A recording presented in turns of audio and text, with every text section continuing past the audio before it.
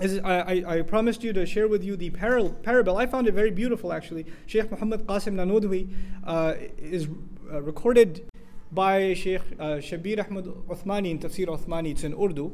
His commentary on Surat al-Falaq, he comments the notes he took himself from the Sheikh. And he says, he gives a parable explaining Surat al-Falaq and the different kinds of harms it protects us from. He says it's like, Allah wants us to think of ourselves like the plant that a gardener takes care of.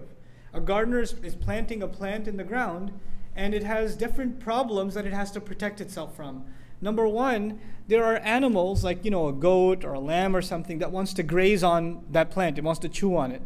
Now the goat or whatever animal it may be, or even a bug or a bird, it's not the enemy of the farmer. It's only doing that because that's in its nature. Allah created it, and part of that creation is it's going to eat a plant or it's going to chew on it. This is part of the manifestation of min sharri ma khalaq. There are things Allah created, and they can cause you damage, not because they're evil, but because that's what they do.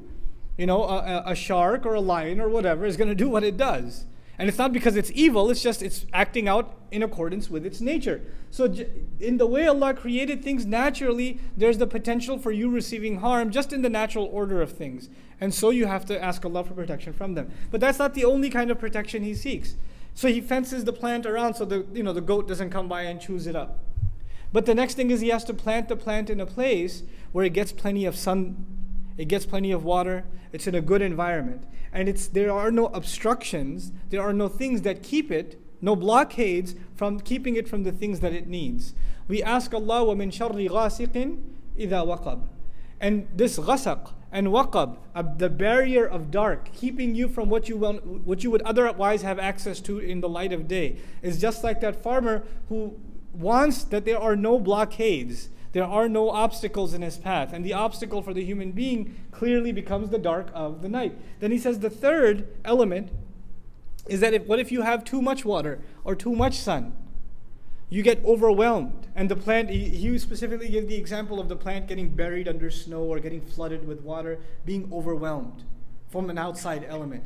وَمِن شَرِّ النَّفَّاثَاتِ فِي الْعُقَدِ. I mentioned to you before, when people, their sorcery is done on them, they feel like they're being suffocated from within.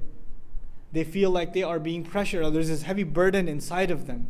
That's the feeling of someone who magic has been done on. And finally, he protects his garden and his plant from an enemy who wants to harm him. It's not just the elements. It's not just he wants to make sure it gets enough sunlight or whatever. Not just the animals. But there's an actual enemy that wants to make sure his plant is destroyed. How does the surah address this enemy? وَمِن شَرِّ حَاسِدٍ إِذَا حَسَدٍ. So from every angle, just like that plant the gardener wants to protect, Allah Azza wa Jal wants to protect ourselves. And He wants us to seek protection for ourselves. So this surah is about protecting yourself from physical kinds of harm that may afflict you. The next surah will be about spiritual harms that can afflict you. So there's the body being protected in Surah Al-Falaq, and the ruh and the nafs being protected in Surah Al-Nas from waswasa of shaitan and evil company and things like that. The final comment on this I want to share with you about the hasidun, the people who have hasad against us. Who is on our side? What do you have to worry about? People, Muslims, getting all proud. Man, they have this many weapons, and they have these many agents, and they've got this, and they've got the other, and all this conspiracy theory. Who do you have on your side? قُلْ أَعُوذُ بِرَبِّ الْفَلَقِ. All the darkness on one side, and the one who tears through the darkness and brings light to you on the other side. What do you have to worry about? We have to hold on to this book and seriously believe in it. When it gives us counsel, we have to take it as counsel for us. We can't just take it as empty, just a dars and some interesting knowledge, but go back to our attitude. This is supposed to change our attitudes. It's supposed to change our attitudes. I pray that Allah Azza wa Jal gives all of us the strength to change our attitudes. May Allah make us unified with the Quran. May Allah give us a comprehensive understanding of it. I just want to make two announcements before